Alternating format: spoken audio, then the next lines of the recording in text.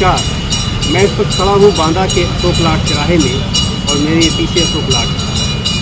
ये वो स्थान है जिसका उद्घाटन 17 जनवरी 1948 को तत्कालीन जो हमारे जो प्रतिनिधि थे पंडित गोविंद वल्लभ पंत उन्होंने किया। इस पत्थर पे उनको तत्कालीन प्रधानमंत्री यूपी भी लिखा गया है। मैं कहूँगा से थोड़ा यहाँ पे लिखा है कि तत्कालीन प्रधानमंत्री यूपी माननीय पंडित गोविंद वल्लभ पंत प्रधानमंत्री यूपी के कर कमलों द्वारा 17 जनवरी 1948 को उद्घाटन हुआ। बांदा में इस स्थान का एक विशेष मान्यता इसलिए है कि जो भी जनता का गरीब आदमी होता था, चाहे वो किसान आत्महत्या का पीड़ित हो, चाहे वो अनशनकारी हो, चाहे वो भ्रष्टाचार से पीड़ित हो, या वकीलों का कोई मामला हो, या पत्रकारों का कोई मामला हो, या आम राहगीरों का कोई मामला हो, वो इस स्थान पर आकर के अनशन किया करता था, अपनी मांग को प्रशासन, शासन और सरकार तक पहुँचाता था। इसके चारों तरफ एक पुरानी रेलिंग थी, यहाँ पर एक हवन कुंड बना हुआ था जिसमें कभी कभी लोग बुद्धि शुद्धि यज्ञ भी किया करते थे। अब हुआ क्या है पिछले एक हफ्ते के अंदर, क्योंकि बांदा का चौमुखी विकास इस सप्ताह में हो रहा है। भूमधरी लोगों के मकान उजाड़ दिए गए हैं, सड़कें चौड़ी की गई हैं, बड़े लाव लश्कर से प्रचार किया जा रहा है कि सत्ता विकास कर रही है, लेकिन कम से कम एक ऐसा स्थान जो आम आदमी के लिए था, जो जनता के लिए था, जो गरीबों की मांगों के लिए था, वो अनशन स्थल, वो अशोक लाट चौराहा आज विकास की इस लीला में हजम हो गया है। केवल ये स्मारक इसलिए छोड़ दिया गया है क्योंकि इसके ऊपर अशोक स्तंभ बना है, लेकिन उस पर भी देखिए इंटरनेट के तार बने हुए हैं और इस जर्जर स्तंभ को तोड़ करके उन्होंने इसके चारों तरफ एक घेरा बना दिया है। अब शायद इसमें कोई फव्वारा लग जाएगा या कोई फूल फुलवारी लगा करके इसको एक पार्क के रूप में तब्दील कर दिया जाएगा, एक चौराहे के रूप में। लेकिन सवाल ये है कि उत्तर प्रदेश से लेकर के देश की राजधानी दिल्ली तक, दिल्ली में जंतर मंतर है, लखनऊ में भी अनशन स्थल है, कानपुर में है, हर शहर में कोई ना कोई अनशन स्थल जनता के लिए होता है, आम आदमी के लिए होता है, जहाँ पे जाकर के वो पब्लिक की बात और शासन प्रशासन तक पहुँचाता है। लेकिन क्या विकास इस शर्त पे होना चाहिए कि जनता के एक स्थान को मिटा दिया जाए? कुछ दिन पहले यहाँ पे तालाबंदी की गई थी, गेट पे ताला डाल दिया गया था, बॉर्डर कूलर को नष्ट कर दिया गया था, उस पर भी ताला डाल दिया गया था। अब होगा क्या विकास का? एक बदन ये भी देखिए, अभी फिलहाल ये ठेला लगा हुआ है सामने। जब ये पूरी तरह से बन जाएगा तो इसके किनारे सीधे से दुकानें लगेंगी, लोग बैठ के इस पर शराब पिएंगे, हो सकता है कुछ राहगीरी भी इससे होने लगे। लेकिन वो आम आदमी जो यहाँ पे अपनी मांगों को उठाता था वो कहाँ जाएगा?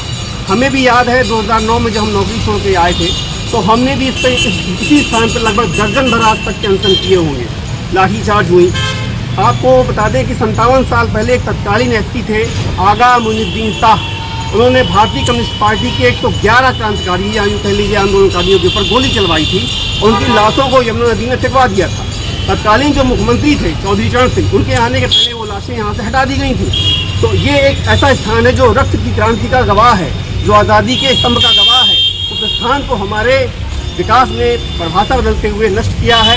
लेकिन कोफ्त देखिए कि सदर विधायक से लेकर के जल शक्ति राज्य मंत्री रामकेश से लेकर के सांसद कृष्णा पटेल से लेकर के किसी भी बंदे ने, किसी भी सामाजिक कार्यकर्ता ने, किसी भी आंदोलनकारी ने, भारतीय किसान यूनियन ने इस मामले पे आवाज़ नहीं उठाई कि जनता का एक स्थान जो जनता के लिए था, जो जनता ने जिन नेताओं को बनाया था, उन्होंने विकास की शर्त पे इसको कैसे खत्म कर दिया। सवाल ये उठता है क्या विकास ऐसा होना चाहिए जिसमें नदियाँ उजाड़ दी जाएँ, जिसमें स्मारक स्थल उजाड़ दिए जाएँ, जिसमें नेहरू का इतिहास मिटा दिया जाए। इस अनशन स्थल पर एक नेहरू का लेख भी लिखा है उस पत्थर पर, वो भी मैं कहूँगा आगे दिखा दीजिए कि किस तरीके से इस पानी को मटियामेट किया जा रहा है। अब आम आदमी जो किसान है, जो मुफलिस है, जो गरीब है, जो फाका कशी का शिकार आदमी है, वो कहाँ जाएगा? ये सोचने वाली बात है। ये सवाल मैं छोड़ता हूँ उन मानियों के लिए जिन्हें 2027 का चुनाव लड़ना है, जो ये कह रहे हैं सबका साथ सबका विकास। अगर सबका विकास ऐसा होता है, जनता के स्थान को मिटा दिया जाए, उसकी मांग के स्थान को मिटा दिया जाए, उसकी लोकतंत्र की आवाज़ को मिटा दिया जाए, तो ये विकास नहीं है, ये सिर्फ आपकी भौतिक विलासता का संसाधन है जिसको आपने भ्रष्टाचार की कगार में खड़ा करने के लिए तय किया। नमस्कार, मेरा नाम है आशीष सागर। हमारे साथ यशवंत हैं, यशवंत से भी बात करते हैं। यशवंत, आप इस स्थान से गुजरे हैं, कई बार आंदोलन के काम भी आपने यहाँ पे किए होंगे, क्या इतिहास था इसका और इसके साथ जो हो रहा है क्या उचित हो रहा है? सर, बड़े बुजुर्गों का कहना है कि लगभग 56-57 साल पहले ये अशोक की लाट बनाई गई थी और यहाँ पर लाखों ऐसे जो मजलूम थे, जिनकी शासन प्रशासन में कहीं सुनवाई नहीं होती थी, पीड़ित थे, ऐसे लोग यहाँ पर आंदोलन करते थे, धरना प्रदर्शन करते थे, भूख हड़ताल करते थे उन लोगों को कहीं ना कहीं यहाँ पर न्याय मिलता था। और यहाँ थोड़ा सा जगह यही एक पूरे शहर में इकलौती अशोक की लाट यही एक ऐसी जगह थी जहाँ पर लोग अपनी न्याय की मांगों को लेकर के यहाँ पर धरना प्रदर्शन करते थे। आज ये विडम्बना है हमारे देश की, इस भाजपा की सरकार की, विकासवादी अपने आप को सरकार कहती है। शहर के अंदर जितनी भी छोटी छोटी जगह हैं, जो सार्वजनिक जगह हैं, जो सरकारी संपत्तियां हैं, उनको ध्वस्त किया जा रहा है। अभी राइफल क्लब को बेचा गया। तो इसमें तो विपक्ष ने या कांग्रेस ने या सपा ने या बसपा ने किसी पार्टी इस मुद्दे को नहीं उठाया कि ये क्यों हो रहा है। ये सारी पार्टियां एकदम कान में तेल डाले हुए बैठी हैं। इनको किसी चीज़ से कोई मतलब नहीं है, सब अपनी राजनीतिक रोटियां सेकती हैं। तो क्या ये जनता के लिए नहीं लड़ेंगे? अगर ये जनता के लिए नहीं लड़ेंगे तो जनता इनका साथ क्यों देगी? इनको जनता के लिए आगे आना चाहिए। यहाँ पर न्याय मिला है, यहाँ पर कांग्रेस ने भी धरना दिया है, यहाँ पर समाजवादी पार्टी ने भी धरना दिया है, यहाँ पर भाजपा ने भी धरना दिया है, यहाँ पर बसपा ने भी, तमाम राजनीतिक। अब वो कहाँ जाएंगे? जिला कलेक्टर के सामने जाएंगे, मंडलायुक्त के सामने जाएंगे बैठने? प्रशासन को सोचना चाहिए। प्रशासन को, अगर प्रशासन ने इसको खत्म किया, क्यों खत्म करने की कवायद चल रही है। ये जिलाधिकारी महोदय के, यहाँ लोकल के जो जनप्रतिनिधि हैं, विधायक सांसद हैं, उनको ये सोचना चाहिए कि न्याय मांगने के लिए कोई कहाँ जाएगा। अगर आपके दरवाजे आएगा तो आप लाठीचार्ज करोगे, आप उनके ऊपर मुकदमे लिखवाओगे फर्जी। तो आम आदमी न्याय के लिए जाएगा तो जाएगा कहाँ? तो कम से कम जिले में एक स्थान तो ऐसा कर देते। तो यहाँ के जो जनप्रतिनिधि हैं उनसे मांग करूँगा, और यहाँ के जो जिलाधिकारी महोदय हैं उनसे ही मांग करूँगा कि यहाँ पर एक ऐसा स्थान बनाया जाए बांदा शहर के अंदर जहाँ पर एक लोग जाएं, अपनी बात रख सकें वहाँ पर। भाई माननीय आज सत्ता में है, मान लीजिए कल सत्ता में नहीं हुए, वो विपक्ष में हुए और उनको कोई मांग करनी हुई तो वो कहाँ बैठेंगे जाके बांदा में? विपक्ष के पास भी कोई जगह नहीं है। अगर वो जो आज सत्ता में है, कल के दिन अगर सत्ता परिवर्तन हुआ, अगर वो विपक्ष में आ गए तो वो भी दर दर की ठोकरें खाते हुए घूमेंगे। जैसे एक आम आदमी दर दर की ठोकरें खा रहा है, उसको न्याय के लिए जो जगह थी ये भी छीन लिया गया, वो भी दर दर की ठोकरें खाएंगे। तो आपको लगता नहीं कि यहाँ पे आदम गोडवी का वो शेर है कि उतरा है रामराज विधायक निवास में और काजू भुने प्लेट विस्की गिलास में, वो चरितार्थ हो रहा है यहाँ इस शहर में?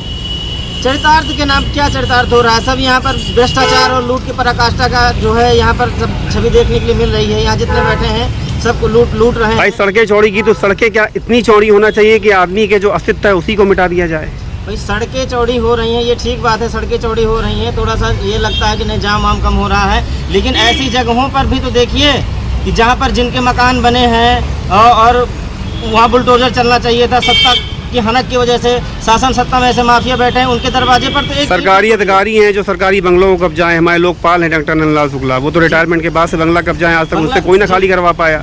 डॉक्टर गार्गी नेगी हैं, उनसे कोई ना खाली करवा पाया। PWD के कॉलोनी में रह रही हैं वो। देखिए, जिनके पास, जिन्होंने भ्रष्टाचार करके पैसा कमाया, पूंजीपति हो गया है, ये सरकार पूंजीपतियों की है। एक आम आदमी, गरीब आदमी आवाज़ दे करके मर जाएगा। लेकिन तो इस पे तो सपा के प्रतिनिधिमंडल को भी, अखिलेश यादव जी को या कांग्रेस के प्रतिनिधिमंडल को भी तो बोलना चाहिए ना? बिल्कुल बोलना चाहिए। यहाँ पर जितने भी विपक्ष के लोग हैं सबको बोलना चाहिए। लेकिन यहाँ पर अब क्या कहा जाए? जब स्वयं के ऊपर लाठी बजती है तब लोगों को दर्द पता चलता है, किसी और का दर्द थोड़ी पता। भाई कमरे में बैठ के तो आप घरों में अनशन करेंगे नहीं, वहाँ पे तो वो कोई सत्याग्रह करेंगे नहीं। और सरकार और शासन तो चाहता है कि लोकतंत्र की आवाज़ को खत्म कर दिया जाए। मैं तो आह्वान करता हूँ समाजवादी पार्टी से, क्योंकि उत्तर प्रदेश की सबसे बड़ी विपक्षी मजबूत पार्टी वही है। समाजवादी पार्टी के नेताओं से, बांदा के नेताओं से, प्रदेश के नेताओं से मैं मांग करता हूँ कि ये अशोक लाट को बचाने के लिए आप लोग बाहर क्यों नहीं निकलते हैं? आप लोग बाहर निकलिए। जब आप लोग बाहर नहीं निकलेंगे, सबसे विपक्ष आप हैं, आप बाहर नहीं निकलेंगे तो कौन निकलेंगे? नहीं तो ये 27 में क्या इसी तरह से वोट मांगने उतरेंगे क्या? 27 में भाई जो जनमत खाली रील बना के डाल दिया सोशल मीडिया पे, जो है रामनवमी में आपने भंडारे करा दिए, तलवारें लहरा दी, उससे आप विपक्षी हो गए, उससे सत्ता में हो गए आप। देखिए, तलवारें लहराने से, रील बनाने सरकार नहीं बनी। जनता के मुद्दों को नहीं, इस शहर का कुछ युवा है जो रील बनाता रहता है गाहे बगाहे, जन मुद्दों पर नहीं बनाता। वो तो सत्ता का प्रचार भी कर रहा है आजकल और इस तरह के मामलों पर नहीं उठाता। ऐसे कोई बेरोजगार लोग हैं जिनको सरकार के जो नुमाइंदे बैठे हैं वो थोड़ा बहुत अपना पैसा वैसा दे करके जो मन में आता है बुलवा लेते हैं। बेचारे क्या कहने, वही मजबूर है। तो ये हमारे साथ यशवंत है जिन्होंने इस बात को रखा है कि विकास तो हो रहा है लेकिन विकास के नाम पे बहुत कुछ गलत हो रहा है।